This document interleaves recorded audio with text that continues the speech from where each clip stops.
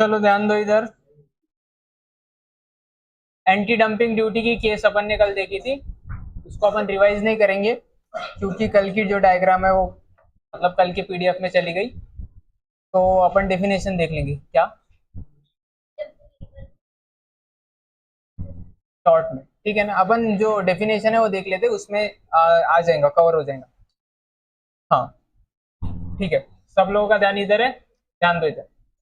Anti-dumping duties are tariff imposed by government on foreign import that are believed to be priced fairly low or below the domestic market prices or production cost। अपन ने क्या देखा था कि अगर कोई तो भी कंट्री है, वो कंट्री क्या कर रही है कि अपने जो प्रोडक्शन कॉस्ट है उसके निचले लेवल पे या प्रोडक्शन कॉस्ट से कम पे अगर गुड्स एक्सपोर्ट कर रही है या अपने मार्केट में, खुद के डोमेस्टिक मार्केट में वो बराबर बेच रही है, बट जब एक्सपोर्ट करने की बात आती है तो क्या कर रही है, वो खुद के प्रोडक्शन कॉस्ट के कम में एक्सपोर्ट कर रही है, तो उस केस में जो भी इंपोर्टिंग कंट्री है वो क्या लगा सकती है, एंटी डंपिंग ड्यूटी लगा सकती है। ठीक है, ये अपन ने देखा था। तो एंटी डंपिंग ड्यूटी के लिए दो तीन केसेस है वो अपन देख लेंगे, बट क्या होना चाहिए सबसे पहला कि फेयर मार्केट वैल्यू से कम के प्राइस में इंपोर्ट होना चाहिए गुड्स का, और क्या होना चाहिए, प्रोडक्शन कॉस्ट के प्राइस से कम में इंपोर्ट होना चाहिए, ये दो चीजें होनी चाहिए। अब एंटी डंपिंग ड्यूटी अपन ने देखा था कितनी लगा सकते हैं अपन, ज्यादा से ज्यादा जितना अमाउंट ऑफ डंपिंग हम निकालेंगे उतनी अपन क्या लगा सकते हैं, एंटी डंपिंग ड्यूटी। अपन ने देखा था तीन टाइप के डंपिंग होते हैं, पहले कौन सा, सीजनल, फिर साइक्लिकल और परसिस्टेंट। सीजनल डंपिंग में ईयर के एक पर्टिकुलर ईयर में टाइम पीरियड में डंपिंग किया जाता है। साइक्लिकल में जो एक्सपोर्टिंग कंट्री है उसका जब रिसेशन का फेज होता है जनरली उस फेज में डंपिंग किया जाता है। और परसिस्टेंट डंपिंग के केस में क्या होता है कि continuously long period of time तक डंपिंग किया जाता है, उसमें कोई पीरियड का मतलब गैप नहीं रहते, वो कंटिन्यूअस डंपिंग होता है। अब अपन देखेंगे conditions for anti dumping duty. अपने को पता चल गया कि डंपिंग हो रहा है, फिर भी हर बार हम डंपिंग नहीं लगा सकते, उसके लिए तीन कंडीशन है और तीनों की तीनों कंडीशन सेटिस्फाई होना जरूरी है। मतलब ये कंडीशन कैसी है, एंड में है, ये भी कंडीशन सेटिस्फाई होनी चाहिए और ये भी कंडीशन सेटिस्फाई होनी चाहिए, ठीक है, तभी अपन एंटी डंपिंग ड्यूटी लगा पाएंगे। अब वो कंडीशन कौन सी है, सबसे पहली कंडीशन है product is being sold below fair market value और बिलो कॉस्ट ऑफ प्रोडक्शन। जो प्रोडक्ट तुम्हारे कंट्री में आ रहा है वो प्रोडक्ट कैसे होना चाहिए, वो कौन से कॉस्ट पे आना चाहिए कि उसकी जो एक्सपोर्ट प्राइस है, मतलब सामने वाली कंट्री जो एक्सपोर्ट कर रही है उसकी जो प्राइस है वो कैसे होनी चाहिए, कॉस्ट ऑफ प्रोडक्शन से कम होनी चाहिए, या जो ग्लोबल मार्केट में वो प्रोडक्ट बिक रहा है उस प्राइस से कम, उसी को जो ग्लोबल मार्केट में गुड्स बिक रहा है उसको क्या बोला गया यहाँ पे, फेयर मार्केट वैल्यू, मतलब फेयर मार्केट वैल्यू से कम या फिर कॉस्ट ऑफ प्रोडक्शन से कम। ये पहली कंडीशन है।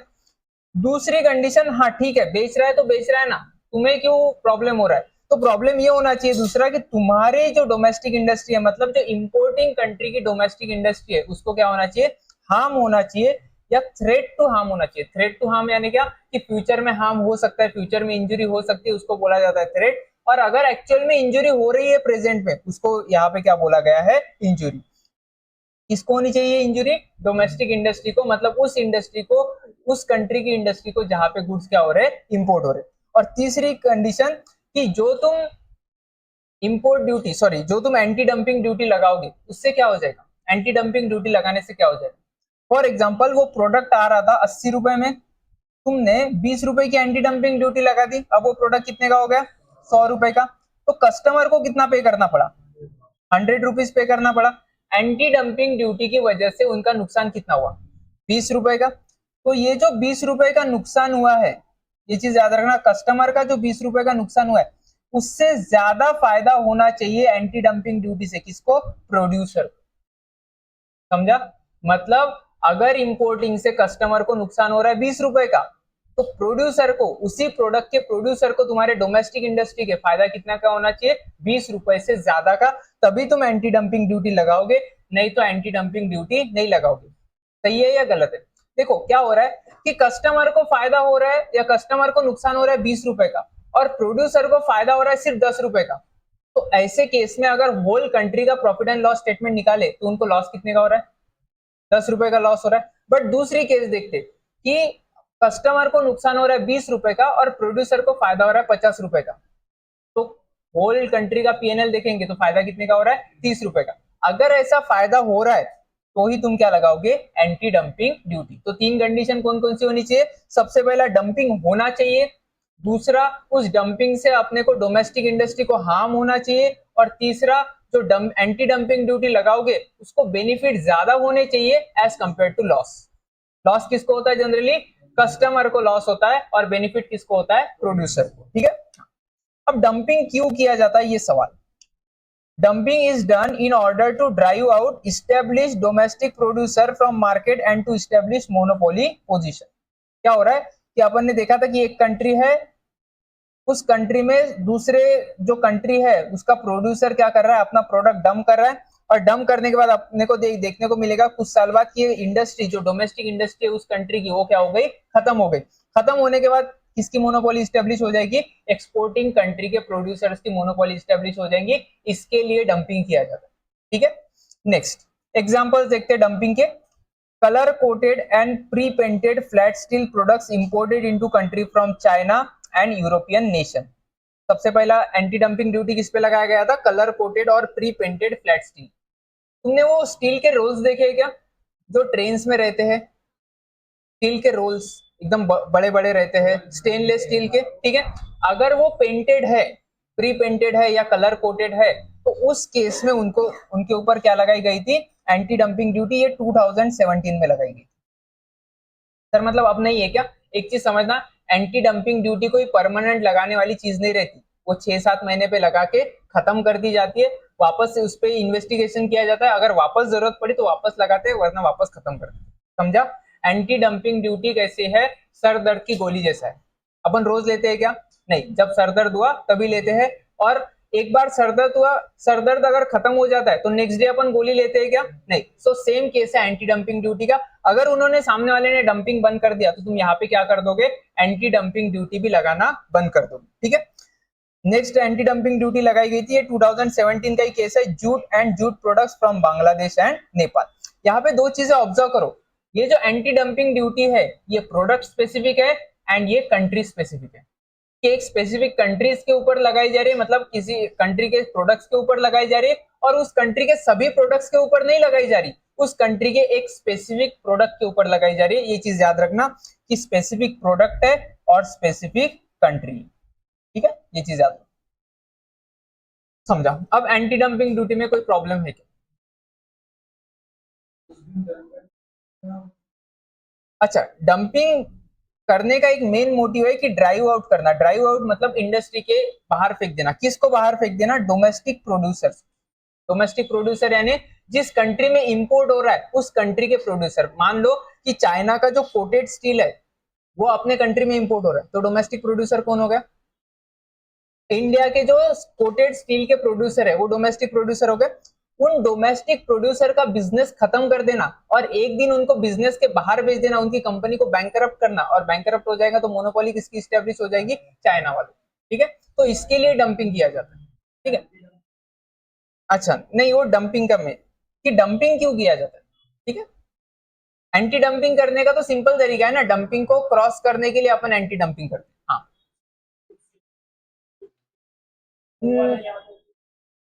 कौन सा? सेल्स बढ़ाने के लिए? नहीं देख,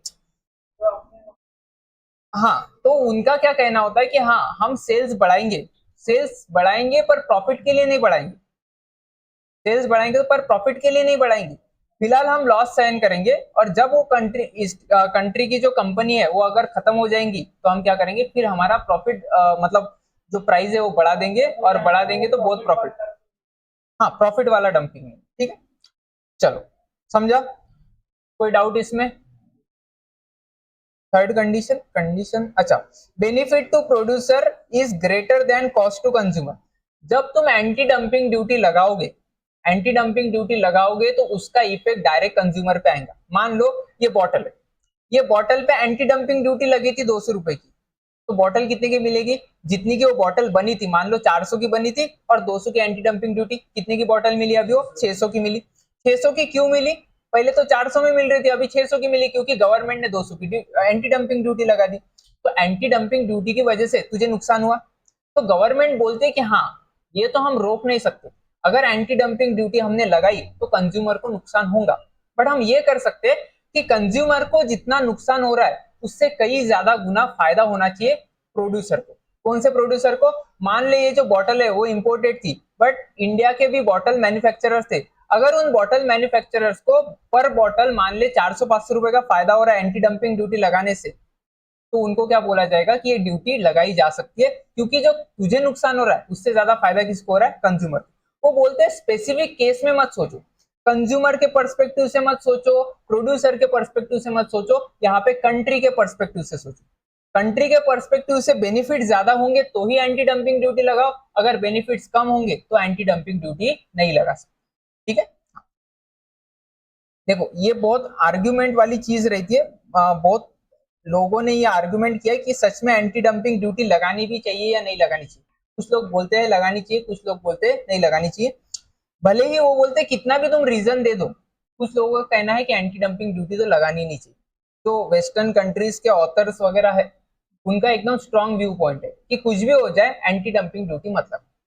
ठीक है, अपने जो टेक्स्ट बुक होते हैं जनरली इंडिया के जो पब्लिकेशंस होते हैं या इंडिया में जो टेक्स्ट बुक्स लिखे जाते हैं उसमें मिक्स्ड व्यू ओपिनियन होता है कि लगानी भी जानी चाहिए और नहीं भी लगानी जानी चाहिए। ठीक है, काउंटर वेलिंग ड्यूटीज, आगे बढ़ते हैं सीवीडी में। ठीक है, काउंटर वेलिंग ड्यूटीज वही अपनी स्टोरी, कल की स्टोरी है, थोड़ा उसको आगे लेके जाते हैं। आगे लेके जाते हैं मतलब ऐसी स्टोरी नहीं बनाते थोड़ी। ठीक है, दो कंट्रीज है, कौन कौन सी? अल्फा लैंड और बीटा लैंड। ठीक है, मान लो अभी अल्फा लैंड में एक प्रोडक्ट मैन्युफैक्चर होता है, प्रोडक्ट ए, जो अपन ने कल का देखा था। प्रोडक्ट ए का उनको कॉस्ट लगता है 100 रुपए का, प्रॉफिट मार्जिन उनका है 20 रुपए, और टोटल जो प्राइस होता है उनका वो कितना रहता है? 120 का। और जाहिर सी बात है वो 120 का उनका अगर टोटल प्राइस है तो अपने डोमेस्टिक मार्केट में वो कितने का बेचते हैं? 120 का। एक्सपोर्ट करने के लिए भी यहां से निकलता है वो 120 रुपए में। कितने में निकलता है? 120 रुपए में। बट गवर्नमेंट ने क्या किया है, उस कंट्री के अल्फा लैंड के गवर्नमेंट ने, उन्होंने बोला कि प्रोडक्ट ए के ऊपर हम क्या देंगे? सब्सिडी देंगे। और कौन सी सब्सिडी देंगे? सबको नहीं देंगे, सिर्फ एक्सपोर्ट वालों को देंगे। मतलब इस सब्सिडी को क्या बोला जाएगा? Export subsidy. क्या देंगे अपन? एक्सपोर्ट सब्सिडी देंगे 50 रुपीज पर प्रोडक्ट। कितनी देंगे? 50 रुपीज पर प्रोडक्ट। तो अब मुझे बताओ, ये जो शिप से यहाँ पे बीटा लैंड में गुड्स आएगा वो कितने रुपए का आएगा? 120 माइनस ड्यूटी, ये आएगा 70 रुपीज। हम अज्यूम कर रहे हैं कि कोई भी ट्रांसपोर्टेशन कॉस्ट नहीं है, फिलहाल ट्रांसपोर्टेशन कॉस्ट को अपन अज्यूम नहीं करें। 70 रुपए में आएगा और 70 रुपए में बिकेगा। अब ये 70 रुपए को बोला जाता है एक्सपोर्ट प्राइस। क्या बोला जाता है उसको? Export price. ठीक है, एक्सपोर्ट प्राइस है 70 रुपए। बीटा लैंड में भी सेम ए प्रोडक्ट बनाने की फैक्ट्री है। बीटा लैंड वालों को कॉस्ट लगता है 90 रुपए का, प्रॉफिट मार्जिन उनका भी 20 रुपए का है, और उनका जो टोटल प्राइस है वो कितने का है? 110 का। और उनका प्रोडक्ट भी उनके मार्केट में आ रहा है, और ये एक्सपोर्टेड प्रोडक्ट भी बीटा लैंड के मार्केट में आ रहा है।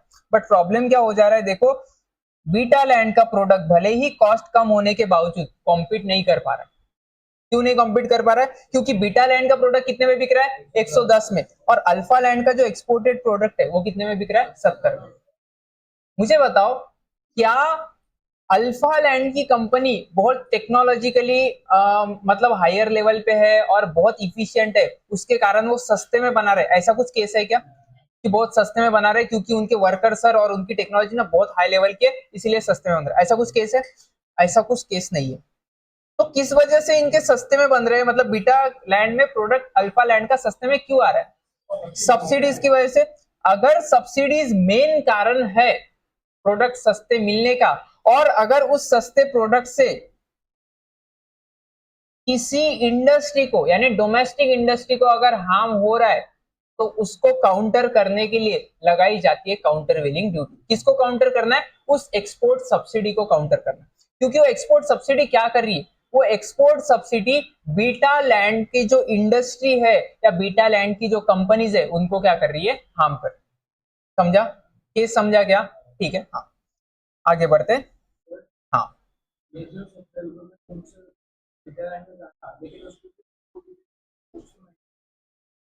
वही तो, मान लेना कि इंपोर्ट ड्यूटी नहीं है फिलहाल, ठीक है, क्योंकि बाकी के इंपोर्ट ड्यूटी क्या बोलते हैं कि इंपोर्ट ड्यूटी तो लगनी है, ये सब्सिडी की वजह से एक्स्ट्रा। अपन ने उस एग्जांपल में इंपोर्ट ड्यूटी लेना चाहिए था बट इंपोर्ट ड्यूटी लिया नहीं। बट मान ले कि चल ठीक है, तेरे लिए मान लेते कि 70 रुपए में आ रहा है, उस पर 10 रुपए की इंपोर्ट ड्यूटी लग रही है, अब प्रोडक्ट कितने का आ रहा है 80 का, क्योंकि जो नॉर्मल इंपोर्ट ड्यूटी है वो कभी इतनी ज्यादा नहीं लगती, ठीक है, वो लगेंगी 10% 15%।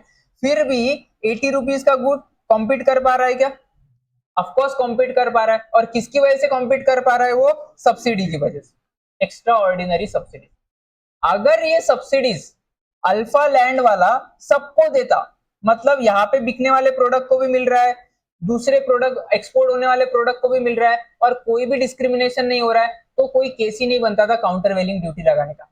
बट ये जो सब्सिडी है ये स्पेसिफिक डिस्क्रिमिनेटरी नेचर की है। क्यों? क्योंकि सिर्फ एक्सपोर्ट वाले को मिल रही है, और एक्सपोर्ट वाले में भी स्पेसिफिक प्रोडक्ट को मिल रही है। तो इसको ऐसा माना जाता है कि ये सब्सिडी का ट्रू इंटेंशन इंडस्ट्री को प्रमोट करना नहीं, बट सामने वाली इंडस्ट्री को खराब करना या सामने वाली इंडस्ट्री को डिमोट करना होता है, ठीक है, इसीलिए वो काउंटर वेलिंग ड्यूटी लगाई जाती है। अपन डेफिनेशन देख लेंगे।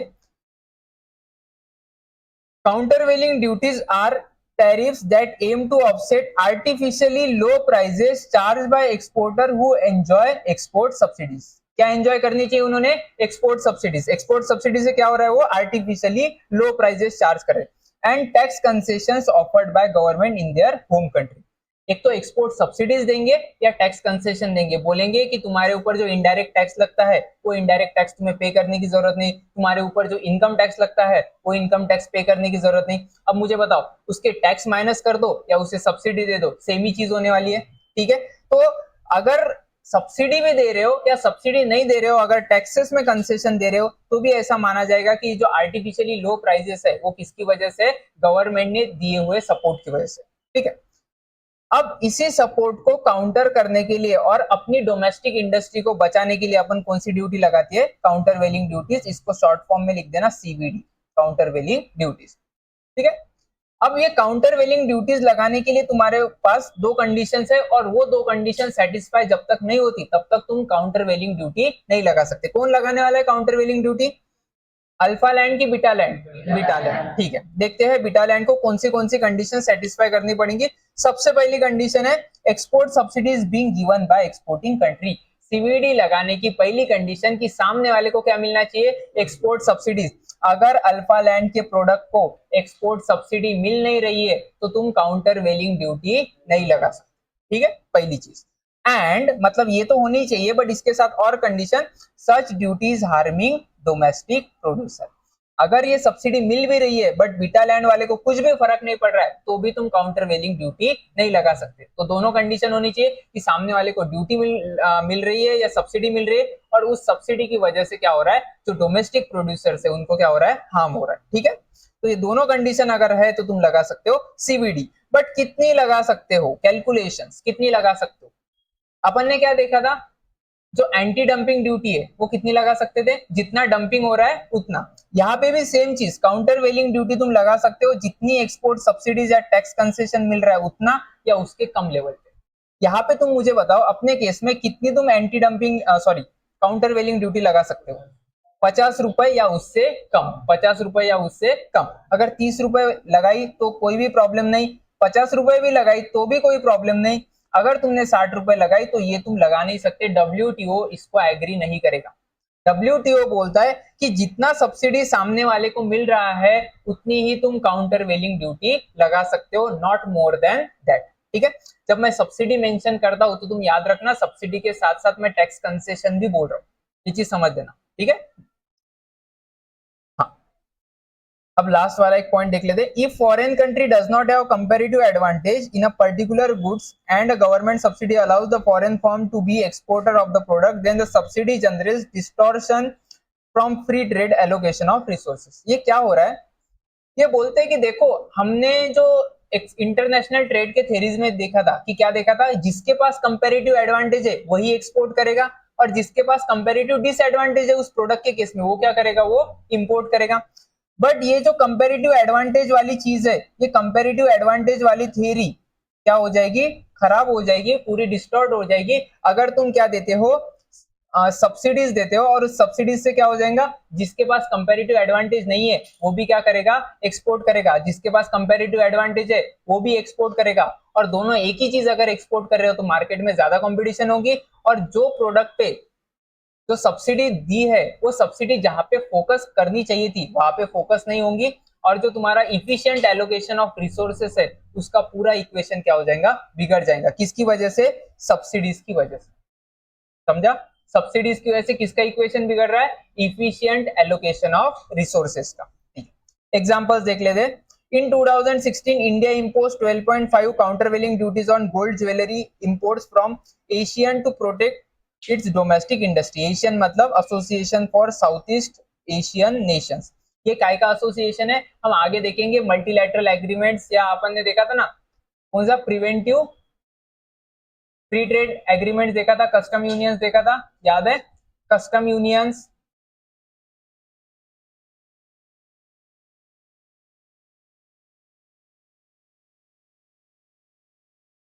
प्रिफरेंशियल ट्रेड एग्रीमेंट देखे थे, उसमें कस्टम यूनियन देखा था, फ्री ट्रेड एग्रीमेंट देखे थे। तो ये प्रिफरेंशियल ट्रेड एग्रीमेंट का एक एग्रीमेंट है ये साउथ ईस्ट एशियन नेशन का। मतलब इसमें इंडोनेशिया आता है, सिंगापुर आता है वगैरह, वो साउथ ईस्ट एशियन कंट्रीज आती है जो जिन्होंने क्या बनाया है, एक एग्रीमेंट बनाया है और वो एग्रीमेंट के तहत ट्रेड करते हैं। जैसे अपना G20 का एक एग्रीमेंट है, सिमिलरली उसका एशियन का एक एग्रीमेंट है। ये चीज समझ लो। फिलहाल यूनिट 3 में एक और चीज क्लियर हो जाएगी इस केस में, ठीक है? कोई दिक्कत काउंटर वेलिंग ड्यूटीज में? काउंटर वेलिंग ड्यूटीज में कोई दिक्कत है क्या? क्या हुआ? कंपेरेटिव एडवांटेज देखो क्या बोलता है कि अगर इंडिया में अल्फा लैंड एक प्रोडक्ट कितने में बना रहा था? 120 में। बीटा लैंड कितने में बना रहा था? 110 में। किसके पास एडवांटेज था? कौन ज्यादा स्किलफुल था बनाने के लिए? Beta land. तो ये बोलते हैं कि बीटा लैंड के पास कंपैरेटिव एडवांटेज था। अगर नॉर्मल इकोनॉमिक थ्योरी के हिसाब से हम जाते तो कंपैरेटिव एडवांटेज वाले को वो प्रोडक्ट ज्यादा बनाना चाहिए और उसी को वो प्रोडक्ट एक्सपोर्ट करना चाहिए।